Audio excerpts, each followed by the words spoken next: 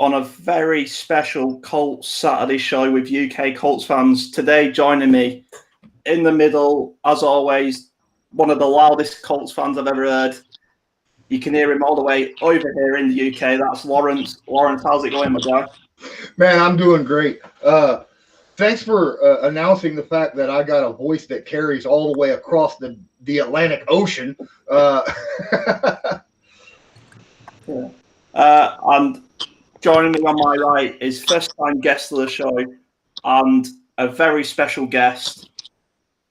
I believe he's one of the main producers of the Colts Brawl, if not the producer of the Colts Brawl, and that's Michael. Michael, please, for the fans of UK Colts fans, introduce yourself. Let us know who you are, what you do, and how you make a living with the Colts. Well, thank you for the introduction, man. But for those who don't know, my name is Michael Terrazas. I reside in Texas of the United States, and it's always good to have some connections, overseas. And maybe one day I might travel. Who knows? But I am, the voice, the leader of Colts Brawl. We've done a lot of things. Growing the Colts team. My co-host Destin Adams, who is a very huge part of Colts Brawl. We've brought on guys like Forged in Blue, Steven and Rashad, Bring the Juice, Cody and Derek. We've done many great things, and it's only continuing to grow. I do co-produce now along with Destin, and it's just been a great experience so far. We had Antoine Buffet on this past week, and man, it was the most very humbling and such an honor to talk to a guy like him. And that's pretty much been my journey so far, when it comes to talking about the Colts on Colts Brawl. Excellent news. I think why I'm here for the main reason is to prove once and for all the Indianapolis Colts are not a small market team anymore. We are worldwide. I see Colts fans from the UK to America to Mexico to South America to Australia to Japan even. It's getting bigger. The team is getting bigger. Just a quick catch up for Michael, really. I'm pretty sure Lawrence said this story, but I became a Colts fan in 2007. That was because I downloaded the Madden 07 demo on Xbox 360. And the only two teams on there were the Packers and the Colts. And when the Colts have Peyton Manning, I can't exactly choose the other team. So that's how I became a Colts fan. Anyway, let's get into it. Gentlemen, the breaking league news this week, I'll go to you first, Lawrence, is Sammy Watkins to the Ravens, 1 year, $6 million. What do you think of this deal?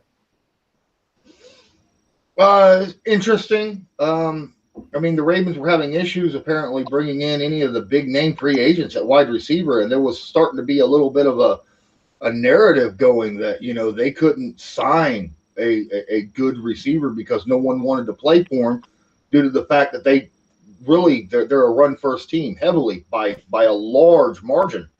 So to get Sammy Watkins, that'll be nice if he can stay healthy. I think that provides another big deep threat.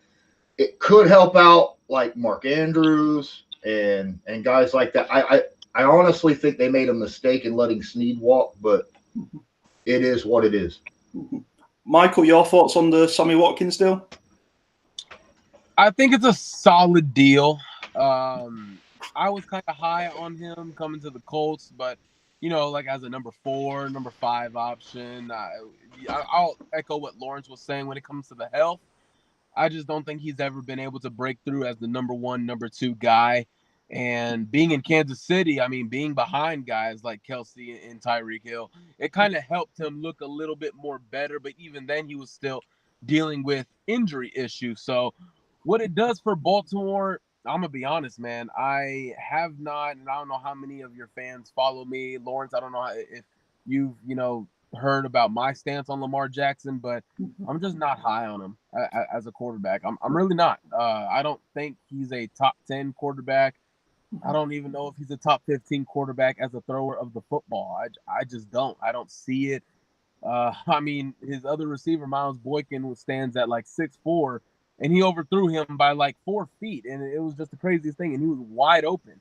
So it's been very strange for me, and I just don't know what he does for the Ravens offense. I really don't. When he can't stay healthy, and is Lamar Jackson going to get him the ball? Is he going to be able to get him the ball? As an athlete, as a man, he's solid, one of the best. But as a thrower of the football, I don't know. Sammy Watkins, I just don't think he's that high of a caliber to change the Ravens offense. Yeah. It was confirmed by T.Y. Hilton himself. The Ravens offered T.Y. Hilton big money to go to the Ravens. And he stayed at home. I think he saw, the Colt presence on Twitter. We was trending for hours and hours, bring T.Y. home. Michael, what is it like? I know it's good to get a guy like T.Y. Hilton back into the locker room, but what does it mean for this team that we're building? Because it's sort of T.Y. Hilton way saying that he believes Carson Wentz is a Super Bowl quarterback contender. It does a lot because T.Y. Hilton is a huge catalyst for the Indianapolis Colts. He is a huge pillar in the organization. And to keep continuity, I kind of like what Ballard is doing. I know a lot of people aren't the biggest of what he's doing in free agency right now, but bringing guys back, keeping continuity going, keeping the locker room together, it's been amazing to see. Me personally, I love it. T.Y. coming back is going to help grow Paris Campbell, Pittman, Pascal. He's going to build a chemistry with Carson Wentz, and Frank Reich can keep his number one receiver in the offense without having to put too much on Pascal, on Pittman, and you can still ask T.Y. to do many things. So I think him staying for the Colts is a huge, huge signing for this Colts team.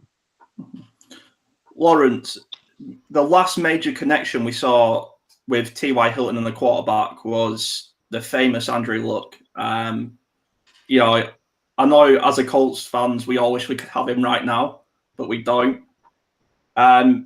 Obviously, T.Y. Hilton's numbers were down a little bit last year. Injuries here and there, a little bit older. And Phillip Rivers is a quarterback who likes to spread the love. He doesn't go to one guy. Do you think we can see the regeneration of T.Y. Hilton and that sort of T.Y. Hilton, Andrew Luck connection with Carson? Actually, I do. If you think about it, Carson Wentz is the most like Andrew Luck that T.Y.'s had since Andrew Luck retired. Brissett is a very safe quarterback that doesn't really like to throw it downfield. Rivers, like you said, he will spread the football around. And in my opinion, you look at Carson Wentz, he's that guy who has a strong arm, who does like his little quick, shifty receivers. He was hammering Deshaun Jackson early on, right? That really helped them get to the Super Bowl and win those 11 games that he had played. And T.Y. Hilton, when it comes to that style of play, he's almost identical. So I think the T.Y. Hilton, Carson Wentz connection will start off strong early in this season and continue through as long as both guys can stay healthy. Since there is no issues, I believe, yet when it comes to the offseason, that we should see OTAs and training camp and preseason and stuff like that. There shouldn't be the same issues that we had last year with Phillip Rivers gaining that connection with his receivers before the beginning of the season. So I think T.Y. Hilton will absolutely flourish with Carson Wentz at quarterback. Excellent. My next point of topic to say is a big one. I know, Lawrence, you talked about it on a recent stream. Not sure of your most recent, but it was the running back room. At the minute, our running back room is costing us $7 million just a year. That's it. And I'll come to Lawrence first and then you, Michael. The running back room built up of Marlon Mack, Jonathan Taylor, Nyheim Hines, and Wilkins. This has got to be one of the best running back rooms in the league, if not the best. Oh, well, yeah, I absolutely agree with that.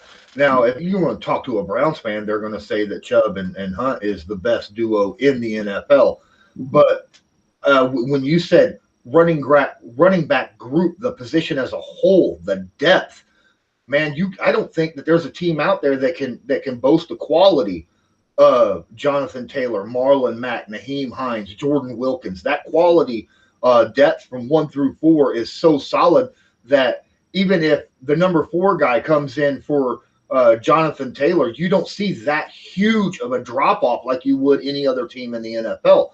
So, and then you brought it up, like $7 million for the entire group. That's an amazing thing that's happened. Now, granted, had Marlon Mack not torn his Achilles in week 1, he probably would have been making a lot more money this year. But that is how it is. That's the way the NFL works sometimes. Very happy to have him back. And quite frankly, watch out, because I really believe that the Colts, with the quality and depth and the different abilities that each running back brings, you could see a lot of different things that you have not seen a lot of with a Frank Reich offense up to date. You started to see it week 1 before Matt got injured, where you were seeing 2 running backs on the field at the same time, one going out and then one, that whole RPO situation with that. With Carson Wentz, that's even more of a dangerous thing. And I could see a lot of that happening with the type of running backs and the quarterback that the Colts have this season. Michael, the running back room is, if you look at, the best thing you want in football is competition at position. If you could have Tom Brady and Tom Brady in 2 quarterback positions, it'd be amazing, etc. So this running back room is really there for one of our guys to take it by the horns. I'm sure we're all hoping that guy is Jonathan Taylor, but he's got to be looking over his shoulder thinking Marlon Mack's coming back for his spot. He's got Hines and Wilkins to fight this competition with. Do you see a certain running back taking this job? Well, the job is Jonathan Taylor's to lose. I mean, that's just my opinion. Jonathan Taylor secured starting job, especially, for a running back, you're not going to put a guy, especially when there is depth like we have, you're not going to put him in the number 1 spot after an Achilles injury. And the Achilles is now starting to be the worst injury, when ACLs were going on. We thought that was the worst possible one, but once Achilles started going out, that is starting to see, it's more major. But Marlon Mack, to me, he is running back 3. I don't see any type of competition going on for number 1. I think, in my opinion, number 1, number 2, number 3 are pretty solid. When it comes to number 4, Jordan Wilkins, Darius Anderson, who knows? I like Darius Anderson. He's a former TCU alum. I know what he can do. But number 4 has got to be Jordan Wilkins right now. And like Lawrence said, are they the best room in the NFL? Possibly. I still think they are. I still don't know. That duo in Cleveland, man, those are 2 very high capable starting running backs for Super Bowl rosters, Super Bowl teams. And I just think that's possibly what can happen.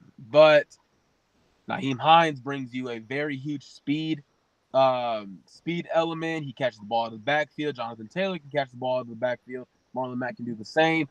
I would actually look for Marlon Mack to do a little bit of that maybe, instead of, coming downhill and running the football. So I think for this running back group, it is certainly one of the best. But I don't know if I would put them number 1 yet. Excellent. Let's quick switch back to free agents. On the other side of the ball, especially, we're still waiting on whether we're going to re-sign Justin Houston. Do you think we re-sign Justin Houston, Michael, or do you think that sort of flirt with him's past?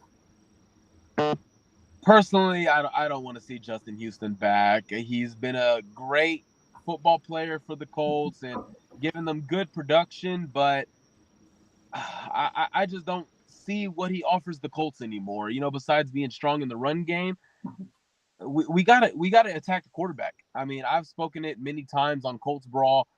We got to get this pass rush going. We have to, and I just think if you bring back Justin Houston, you're not doing anything for your pass rush. And I'm kind of tired of being average at that position. And I love the fact that Ballard is going with Teray and Banogu. and looking like Toure is probably going to be the guy, but I just don't know what Justin Houston offers to the Colts anymore besides running game. And I still think we'll still be solid because we have DeForest Buckner and Grover Stewart absolutely just mauling offensive linemen in the run game. So I would love to stick with Toure, Bandigu, throw them into the fire, put their toes to the fire and say, hey, man, it's your time. Step up or step aside. Lawrence, you agree with that? To a point. I mean, I get what he's talking about, where you need these guys who have a very high upside to take the reins and show that they could do what they were drafted to do, right? Show that they have good pass rush ability. However, one thing that they don't have is that really hardcore veteran leadership. I understand, a guy like, Houston, he brings that. He's got the tools. So I don't mind him. The thing is I think whether or not Justin Houston or Ryan Kerrigan or any of those veteran defensive ends, if they get signed, it's because something happened in this upcoming draft that they didn't get a good high-end pass rusher. I think that right there could be a catalyst to bring one of those veteran leadership type guys back into the fold. But I kind of agree with Michael here in that aspect, that if they go out and they are able to draft a guy that they feel can take that one spot, in my opinion, then I don't see one coming back, because then you got Toure and Bandigu for the D2. Okay. I'll ask both of you this question because I think it's a good one. Where do we stand on Matt Eberflus as a defensive coordinator? I'm not his biggest fan. I mean, I'm an aggressive guy, so I'm going to be like, I know it's never going to work in the NFL. Blitz every play. You should send everyone. Hit the quarterback 52. Even if you lose 60-0, just do it. It'll be fine. But I'll ask you first, Michael. Where do you stand on Matt Eberflus? Because especially last year, his scheme come under a lot of criticism, and we saw it get quite exposed quite a bit. Yeah, when it comes to Matt Eberflus, I'm kind of done with Matt Eberflus. I just think the scheme, I mean, it's very dependent. You got to have a lot of great pieces on the defense, and as of right now, I mean, you have some really good pieces, but pass rush, it's missing right now. When it comes to Matt Eberflus, look, I think he's solid, but this Tampa 2, I just don't like it. And my end point for him was last year's Pittsburgh game. I mean, you were doing everything right in the first half, and then you completely switched it. You allowed the Pittsburgh Steelers to go underneath when that's all they were able to do throughout the season. They went underneath on a lot of stuff, and you literally adjusted your defense to their strength, and it cost you. And I just didn't understand that for the life of me. That was the final one. I've looked at these defenses for the last 3 years while he's been at the helm for the defense. Every single year they go down. The Colts were number 1, and then they finished number 10. That's not acceptable. That's a big drop off from going number 1 to number 10. That means you weren't playing well. That means you weren't stopping teams from getting into the end zone. Last year, in 2019, 2 years ago, basically, in the last 8 games, you allowed an average of 450 yards and 35 points. That is horrible. That is horrible. And the Colts, by any means, with all the injuries they had, they weren't bad. But giving up all of that, that's bad. And then to come into this year, defense is getting better. They did play a couple of lousy offenses like Chicago and maybe Minnesota. They ended up getting their stuff together later on. But I just don't know what Matt Eberflus does for the team anymore. I really don't. I'm more of a Brian Baker guy. I want to see him get some run, but I don't know where Matt Eberflus elevates us anymore. Lawrence, agree? I'll say this. The problem with Matt Eberflus's scheme is the fact that it is incredibly heavily dependent on the pass rush. I mean, heavily, and he has not had the personnel to run this scheme because he hasn't had the premier pass rusher since he's been here. So if Ballard is not going to give him the guys or able, I mean, he's attempted. He's went out and got a whole bunch of second-round picks to fill those pass rush pieces, but they haven't performed properly. If he's not going to be able to get the guys to perform this scheme, then you got to play a little differently, right? I mean, you need to dial up blitzes, which Eberflus will not do. He's the second least blitzing coordinator in the NFL over the last 3 years, and in situations like that, you have guys on your team who are incredible at blitzing, but he don't utilize them. Kenny Moore's great coming off that nickel blitz. You got guys like Kari Willis that can come in from the strong safety position. Obviously, Darius Leonard is just an impactful blitzer coming off an edge or up the middle. So I think if Eberflus continues to underutilize guys in this specific scheme, if he does not have the talent on the ends to go with DeForest Buckner and Grover Stewart to get that pressure with your front four, and he doesn't adjust, then I think you might start seeing a lot more people siding with Michael on this situation of maybe we need to look somewhere else. Okay. That I actually want to add into that. Remember, Lawrence, in 2019, everyone was calling for Eberflus's job, and then in 2020, they're calling for Eberflus to be the head coach and fire Frank Reich. That made no sense to me last year in 2020. That was the most outrageous thing. So I just want to remind people of that. That's my calling card. You just can't go out the back door and then instead of just going through the front. So we got to stay consistent on these things. I was kind of hoping Matt Eberflus got a head coaching job so we can get a Chris Richard or elevate a Brian Baker or possibly even get a James Rowe. But I just want to remind people of that little small important tidbit. Yeah, a lot of people, though, I mean, they kind of ride high and low. I mean, 1 game, 2 games here and there, you'll see someone, like you're saying, Colts be doing well 1 minute and then, everybody's riding high on them. And the next minute something happens like Kari Willis going down in the Pittsburgh game and they had to put in, I think it was Odom, and then all of a sudden you ain't got no one that's covering that deep down the right side properly.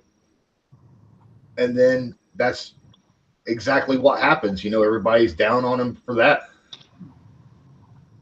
The beginning of the year last year was a lot easier on the defense, like you said. I mean, you also had the Jets, right? I mean, you had a lot of teams that were not very good offensively, and that was brought up. I mean, through the first, 6 weeks of the season, 6 to 8 weeks of the season, Colts weren't playing a whole lot of good offenses.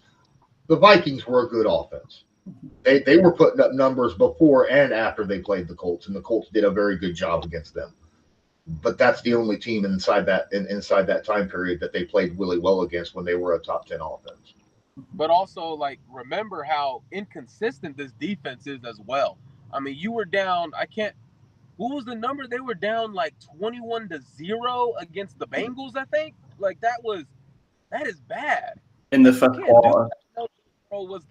Was the new good guy on the block and everything, but being so inconsistent from week to week to week, we can never just have a consistent game on defense. There have been teams out there that are consistently great, and there are defenses that are consistently bad. But I applaud them because they're consistent. With the Colts, they can play good against a great offense, but be so poor against a poor offense. That's my thing. What does Eberflus do for this defense? I mean, I just question the philosophy of it all. And you are right. The pass rush is the number one thing for this defense. But you have the playmakers. Ballard has given Eberflus the playmakers. but yet the same exact results still rely. You're getting behind in the first half. You're losing leads in the second half. And through 3 years, you've let go guys, you've traded guys, you've brought on guys. But the same results are happening. What's the common denominator through all these 3 seasons? Matt Eberflus has been at the helm. And I'm just ready for a new start. I'm still going to cheer him on. I'm still going to hope that he changes, that he possibly changes the scheme, or even, like you said, starts using Kenny, Darius, Kari better to, especially when you don't have a pass rush right now, and we won't know that until the season starts. Oh, so I want to step on one thing here that you had mentioned about the inconsistencies. I mean, last year the defense, if you looked up inconsistent, that defense would come up in Wikipedia, right? I mean, the Colts defense for the word inconsistent. You literally, every game last year, you had one half where the Colts literally played as the best defense in the NFL. Yeah. And then in the second, or the other half, whichever half that they would play as the worst defense in the NFL. Complete polar opposites in the same game, every game. And that is something that can legitimately have you pulling your hair out. Watching the Colts last year certainly didn't do any of us any good health issues. It gave us problems, anything, stress. I would say about the Colts, after watching them for last year, and really last year was my first year actually breaking stuff down, learning how to break stuff down. And we tend to play at the level of opponent we play. You watch us against the Jets, we're awful. But then, I can't name the game off the top of my head, but there's other games where we play, like the first Titans game, I think it was. We was brilliant. We was all over the ball. They couldn't get near us. We're just a stressful team, and if it was easy, we wouldn't be Colts fans. But so what I wanted to move on to, probably one of the more consistent pieces of that inconsistent defenses last year was Xavier Rhodes. Now, to get this deal done and to get him back to Indy, because I thought we didn't have enough to pay him. I thought he deserves a lot more than what he's probably taken. I'll go to Michael first. What do you think this has done for the defense, getting a veteran cornerback back in the game? I think it does, like I said earlier, keeping continuity in the defense. And yes, Xavier Rhodes did get a higher offer from the team. I won't say, but he did get a higher offer. I believe it was a multi-year deal too. But he came back to the Colts on a lower number, and that interests me very much, because maybe he's just getting ready to hit the market again next year and possibly get a crack at that one final payday. But what it does for the defense, you keeping continuity, keeping a guy in the system that knows the system, he's comfortable in it, comfortable with his teammates, his secondary, and I certainly think Xavier Rhodes can keep up that level of production, as long as he can stay healthy, because I think, Lawrence, we saw in every game he kept having to go to the tent.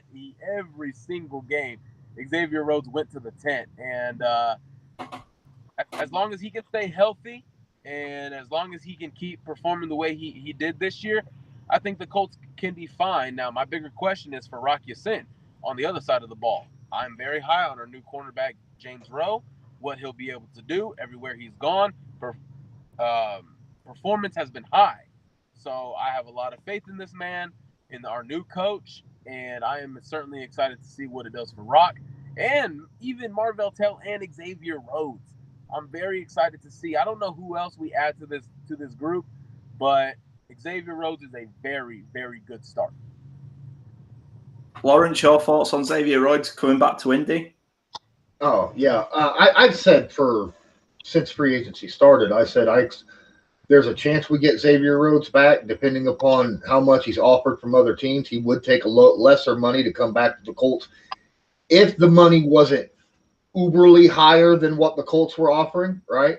So I'm glad he came back, because, yeah, that's a great veteran presence for a very young defensive back there. He played very well. He had a couple plays where he kind of left you scratching your head, especially that very first game against Jacksonville when he bit on the play action and watched the wide receiver just go right past him for a touchdown pass. But then that was week 1, right? So as the year went on, same with Phillip Rivers, as the year went on, their play just seemed to get better and better and got more in sync with the playbook and the players around him. I absolutely thought that he was going to probably most likely come back, because why would you leave the team that you had your comeback for when there's a lower cap hit? Now, will he be here after next year? I doubt it. Because if he plays as well as he did last year, this upcoming season, I don't know if the Colts will be able to afford him, because he might get a 2 or 3 year deal, even though he is in his 30s now. If he continues to play very well, I think another team is going to offer a chunk more than what the Colts will be able to offer for probably his final contract of his career. Yeah. I want to talk about the team in general now, before I move on to the next section. Over the past year, gentlemen, let's say, I want your standout player of the year. It can be either offense, defense, special teams, even your up and comer, or your player who needs to improve or he needs to move on, if you get what I'm saying. Lawrence, you can go first. Oh, come on. How do you not pick DeForest Buckner as, the standout player of the year? I mean, that man not only went out and made plays on a consistent basis, he did so getting double teams consistently, right? And made guys around him so much better, brought the energy. The way Darius does in the linebacker group, he was bringing that on the defensive line. The guy who needs to step up, I'm going to go with Rock. I'm going to go with Rock Ya-Sin. I think he really needs to step up and improve, especially when it comes to man coverage. He seems to do all right, in my opinion, when it comes to zone, when he's not, in their face, pressing. It's the man coverage when he's pulling those, holding and pass interference penalties quite a bit. Hopefully, Michael here is right with the new cornerbacks coach and maybe be able to get that out of the system a little bit. What was the second one that you asked about? Just so your favorite player of the year. So never mind. Standout was Buckner. Yeah. The guy that needs to improve the most was Rock Ya-Sin. And your like choice for player, like if just a guy who you really enjoyed watching? Oh, a guy I really enjoyed watching? Yeah. There's quite a few of them. I enjoyed watching Jonathan Taylor run. I enjoyed watching Nyheim Hines run. I enjoyed watching Michael Pittman in the second half of the season. I'm going to have to, though, probably say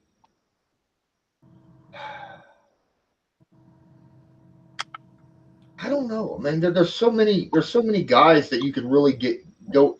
I thought Blackman had a nice time where he was able to show up with a lot of good plays. I'm only gonna have to go with Jonathan Taylor, because it gives me a lot of hope for the future at that position, that he could be a top 5 running back like permanently over the next course of his time with the Colts. Michael, same question. So, standout player, your favorite player, and someone who either needs to step up or get out. DeForest Buckner, clearly, for all the reasons Lawrence said. He was easily the best player on the team, the best difference maker on the team. I mean, it's DeForest Buckner. There's nothing more I can say that everybody hasn't already heard. So we'll move on. The guy that needs to step up, I'll go a combination of 2 players, Kemoko Turay and Ben Banogu. Those are the guys that are literally, the spotlight is on them. In my eyes, it's not going to be on Carson Wentz, even though that's going to be what the national media will be. But my eyes are going to be on Kemoko Turay and Ben Banogu. That's what it's going to be, because right now they're our starting defensive ends. We have to get this pass rush going in Indy. So it is going to be heavy pressure on the shoulders of Kemoko Toure, coming off an injury, having a full off season of more practicing, rehab, strengthening that ankle, and Ben Banogu, who had a very frustrating season last year. Healthy scratches, getting, outperformed by Cassius Marsh of all people, and it's calling their name now. So those are the guys that need to step up. And the guy that I enjoyed watching while Lawrence was struggling to pick, and there was a lot of options, but there was one very easy option in my mind, and that was Phillip Rivers. I mean, the guy is a Hall of Famer. I just love how competitive he was at 39 years old, and as many times as he's not mobile at all, but man, he's the ultimate competitor. He's the best competitor, if you can even claim a best competitor in NFL. I mean, the leader that he was, the fiery energy that he gave this team, he should have been on the shelf with the injury that he had. He should have been on the shelf. And yet he still went out there, played his heart out. And I'm just glad that I got to see Phillip Rivers play 16 games a year, every snap, because I feel like I would have missed out on the type of leader, player, and man that he was. And I'm just thankful to have Phillip Rivers in a Colts uniform. It sucks that he went out the way he went out in the playoffs, but I think everyone would tell you that if they went out, they would rather have it be in the playoffs. And I am very thankful to have watched Phillip Rivers for 16 games. Ton of respect for your choices. Yeah. Excellent. Yeah, I mean, we was a laughing stock when we signed Phillip Rivers. Everybody laughed. Everybody said, "What have you done that for?" And I think Frank Reich has proved what he can do with a broken quarterback. And if he can get Carson Wentz anywhere near to the level Phillip Rivers was last season, I think we're in money. I think we're in money land all the time. Moving on to the next section of the show, which is our strengths, our weaknesses, and our game plan going forward. Lawrence, what are our strengths and weaknesses going into the next season? In my opinion, when it comes to the defense, the run D is our strength by far. We have a lot of good players up front and a lot of speed on the back end to be able to make plays. So the run defense is by far the best strength of the Colts, in my opinion. When it comes to the offense, it's the offensive line. That offensive line is the strength of the offense, period. It doesn't matter who's sitting back there at quarterback, who's sitting back there at running back. That offensive line is going to give that quarterback the protection that he needs, and it's going to open lanes up for the running backs who's running the football. So it all starts right there in the trenches with the offensive line, and that's how the Colts, in my opinion, that's as far as they're going to get, is based on how well that offensive line plays. Yeah. Okay, so your weaknesses going into next season, Lawrence? I'm a little worried about the pass rush on defense. I can't deny that. That's definitely got to be something that increases over from the last few years. I'm hoping the Colts get somebody, a blue chipper of some sort, by some magic that a blue chipper falls in the draft on accident to 21. But you can't rely on that. Ballard's going to have to go out and make sure he finds some way of getting that done. On offense, our weakness, I'm not going to say it's necessarily a weakness, but it's a question mark. It will be the quarterbacking, right? What Carson Wentz are we going to come up with? I think that our receiving group, if they're healthy, could be very, very solid. And we've already talked about how good the running back core is. It's that quarterback position that we're going to be relied on. I mean, we got a 4-year contract with Carson Wentz. We got to see something happen early in the 2021 season to get some kind of traction on what kind of quarterback we have with him. Michael, same question. Our strengths going into next season and our weaknesses going into next season.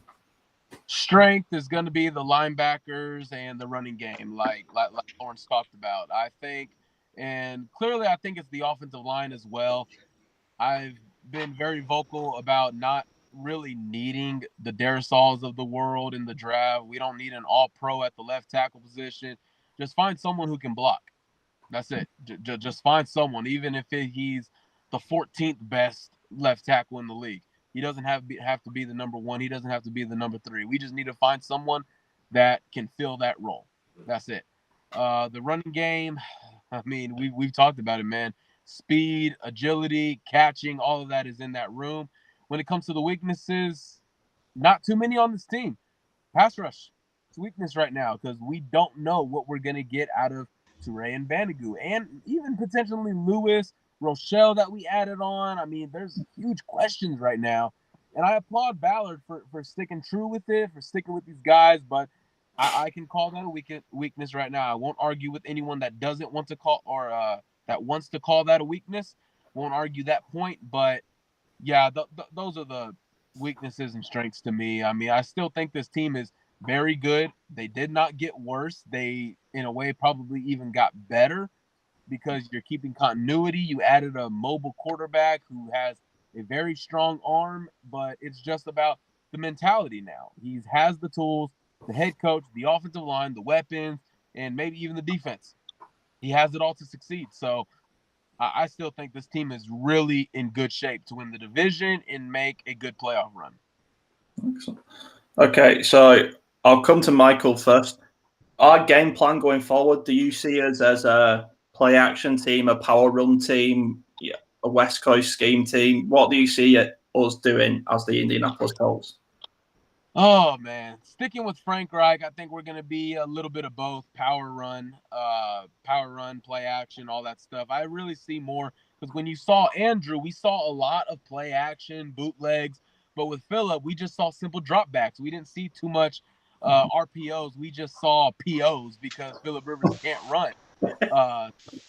Basically, I think with Carson Wentz, you're going to see a little bit of what you saw with Andrew Luck. More bootlegs, more play actions. Maybe even design quarterback runs. You're going to see a lot more of that, and I think he's going to want a lot of balance, running, passing. I think that's what the game plan will be, and we still haven't figured out an answer at the tight end position yet. I still think it's okay. You know, Jack Doyle, Mo Ali Cox, who got tendered, he's not going anywhere. I still think those are okay options. I think Ballard is still watching the Zach Ertz situation in Philadelphia. In my opinion, I just don't see him getting traded. I don't see a team trading for him, especially like when you know he's probably going to get cut very soon. And I mean, trades, to my knowledge, have not been getting serious. They've just been talking price. So I think he's monitoring that. I'm very interested to see how that comes about. But I still think with this offense, the Colts should be fine. Okay. What do you think for our defense? Is it going to be Tampa 2 again all year, or is it going to be man blitz more, or what?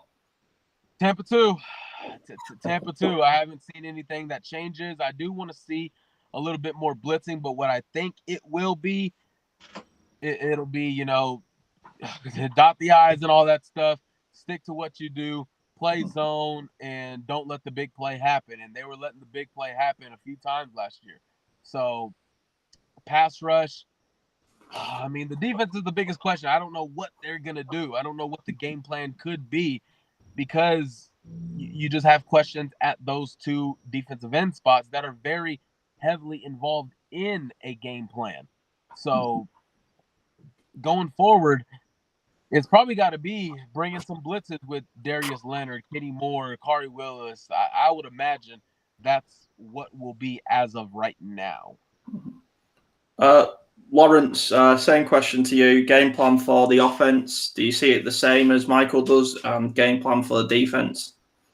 I don't see as many bootlegs and nakeds as probably a lot of people predict, for the simple fact that Carson was under a lot of pressure in Philadelphia.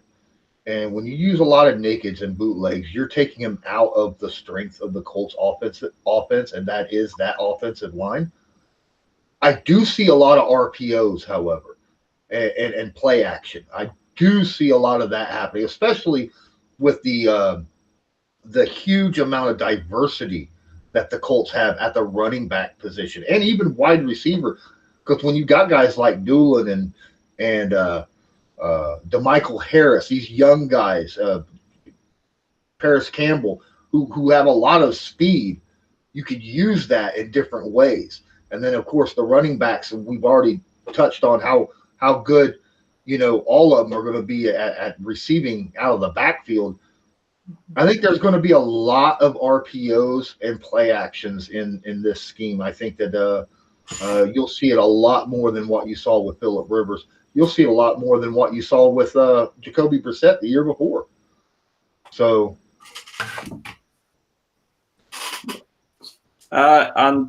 so the defense, is it going to be Tampa 2 again?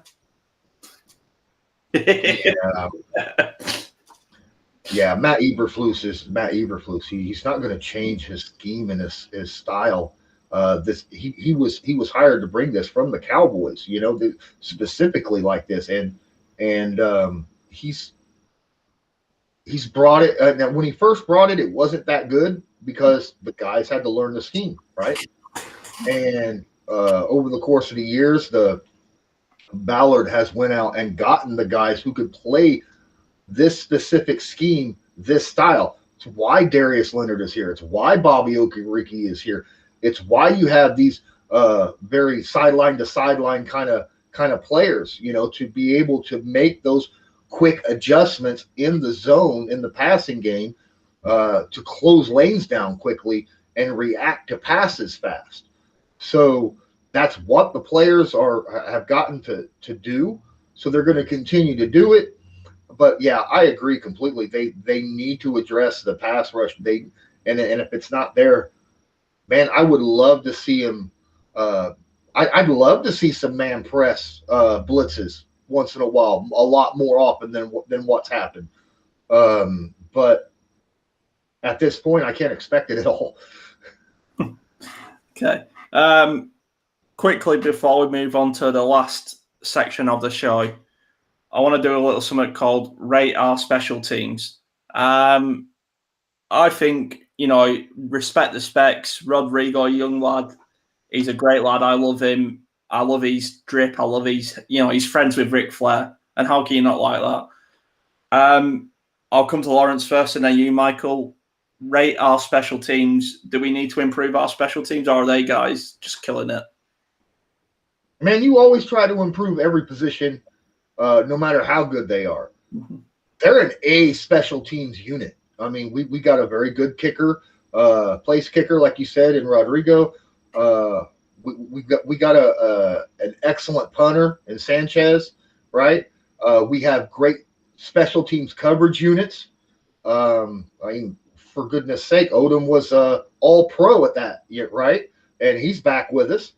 I can't count how many times kickoffs and punts were down at like the 1 yard line, and the defense would end up with safeties because of it, So yeah, the special teams is A1, but of course, you always look to improve that. And then even the return, we didn't see the Hines returns like we did the year before, but we still have guys that can seriously be a danger if they're not covered properly. Michael, do you agree? I very much agree. I mean, what could you improve possibly? The long snapper's great, kicker's great, Nyheim Hines in the punt return game, great. Isaiah Rodgers, Nyheim Hines in the kick return, that's great. I mean, what could you improve other than the tacklers on kickoff? I mean, in punt return, your gunners, all that stuff. George Odom, All-Pro. Jordan Glasgow, who was specifically brought here as a special teamer. So, yeah, this is pretty common sense. I mean, our special teams is great. I don't think anything needs to be touched there. Okay, excellent. Okay, moving into the last section of the show because we've nearly been going an hour now. one last thing about the Colts is a little game I like to play with myself every day. It's called "What is Chris Ballard going to do in the draft?" Obviously, he likes to draft backwards. Lawrence, do you think he's going to draft upwards? Do you think he's going to draft downwards? Do you reckon he's going to stay at 21? Who's he going to pick at 21, etc.? I honestly, I'm hoping and praying that he picks at 21, because if he does, that means that a top dog blue chip player has fell, and probably at a place of need. And if that happens, I would be all for him grabbing them up, especially if it's a defensive end. Especially if it's a defensive end. Now, obviously, if like the top left tackle falls, I would go ahead and grab him, because you don't grab somebody who's a top 10. But at the same time, if it's like the 4 or 5, that's when I would expect him to trade back, right? That way, because there is so much depth at the left tackle position in this draft, I wouldn't mind grabbing one in the second round. But if you have a chance at a blue chip player, you still grab a blue chip player, because later on, even if you can't afford to keep him, you end up getting a comp pick for him, third rounder, if he's that darn good, ends up starting for another team. So you always, and then of course, while he's with you for the 4 or 5 years that he's with you, you got no kind of problems at that position, during that time. So obviously, a blue chip player, you grab the blue chip player, period, end of story. But yeah, if it's a left tackle, I wouldn't mind him trading back. Mm-hmm. Michael, same question. I'm of the same mindset. It just depends what blue chip players are there. I mean, Jamar Chase is not going to be there. I highly doubt J.C. Horn is going to be there. Christian Darrisaw, I don't think is going to be there. So, I mean, Kwity Paye, I don't know if I'd call him a blue chip though. He is the best edge rusher in the class, but is he a blue chip? I judge defense very, very tough, and I don't know if I would say he's blue chip yet. But if Kwity Paye was there at 21, I think you just simply grab the best edge at 21 and take your chances possibly. But, I mean, left tackle, edge, I believe those are the two positions you really got to look at in the first 2 rounds. But me personally, I would trade back, gain possibly another second rounder, stay in the first round, or just get another third rounder. I'm very high on James Wiggins from Cincinnati. He's a safety. I mean, I know safety is not a need, but like Lawrence said, if you have a chance to upgrade depth, to upgrade at the position, you do it. And James Wiggins, I would take that guy without a doubt. He just makes the defense better. He makes the depth better. Wide receivers, I don't know if we take one now with the addition of T.Y. Hilton, but I'm still a Bateman, a Marshall guy, Marshall Jr. from LSU. But I'm eyeing edge. I'm keeping an eye on Kwity Paye and Jordan Phillips in the first round. Yeah. Oh God, if Jordan. See, I have Jordan Phillips as the biggest high upside of the pass rushers. Now, there's questions about him, but I think his upside is higher than anybody else. And if the top 4 guys are not there, then I don't expect him to grab a defensive end in the first or second round. Because I honestly think the guys past that, they're not even worthy of second round picks. No. I think that you end up grabbing one in the third. Yeah. Yep. Okay. To end the show on a slightly more controversial note, I would say.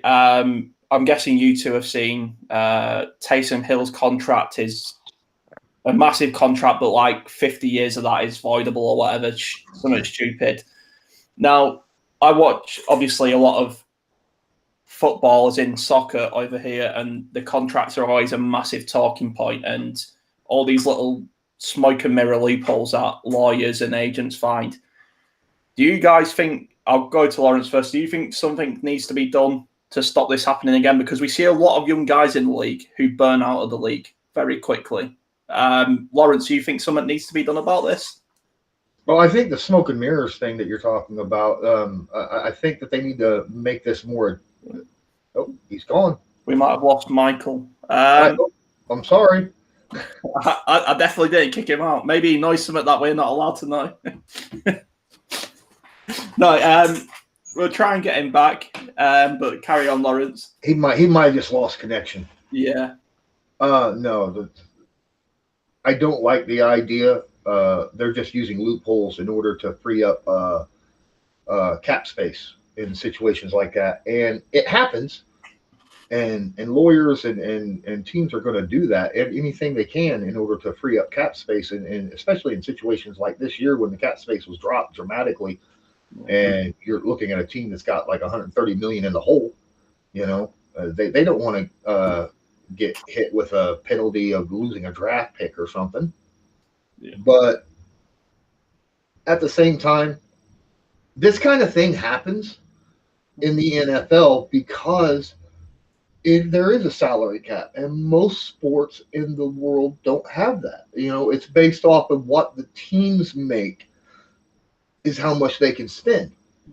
Whereas the NFL is completely different. The NFL, every team, no matter what your market is, no matter what your team makes on the side, they only have so much money that they can spend on their team. And it's the same all the way across the board. So, in a way, I kind of think, if you got a team that's very smart and working with the cap and things of that nature, utilize it. Because you got to find every advantage that you can when it comes to the NFL, when you are completely equal with all other teams when it comes to how much money you can spend. Excellent. Well, if Michael was still here, his answer would have taken us to about an hour. Unfortunately, we've lost him signal-wise. I hope he's okay. Probably just had to go and do something. But anyway, Lawrence, anything to add before we call it a night? No, I appreciate you having me on. I know it was last moment. I saw you tweet this out, and I was like, "Hey, I'm free. Do you have time? Do you want me?" So I appreciate you saying yeah. I always enjoy talking NFL and the Colts. So, and of course with Michael, I love talking football with Michael because we don't always see eye to eye, and that's always fun. Yeah, it's always good as well when you might not see eye to eye with someone, but it's a respectable argument. You can argue with a pigeon all day, but when you argue with someone who actually respects your side of the argument, it makes it so much better. It makes it so good having guys on. Lawrence, just give a quick shout out to the people who have watched this, who will watch this, who you are, what you do, where we can find you, and your Patreon stuff. Oh, yeah. My name is Lawrence Owen. I host the Colts Law podcast. You can find me on Twitter and Instagram at Colts_law. I'm also on YouTube, Lawrence Owen. You just type in Lawrence Owen or Colts Law. You'll find me on YouTube. I've got stuff there. I got hundreds of videos out there. And then, of course, my Patreon / Lawrence Owen. So thanks a lot. Excellent. Thank you very much for coming on. I'll give Michael's stuff a quick shout out. So Michael works for the Colts Brawl, who are a great team. Go and check out their podcast on Spotify and on Twitter. You can find Michael personally on Twitter as at Underdog Sports 4, or the Colts Brawl. He will be a part of that team. You know who I am, the UK Colts fans. We have been here again today to prove that the Colts are not a small market team. We are around the world. Let's share the love to all the Colts fans.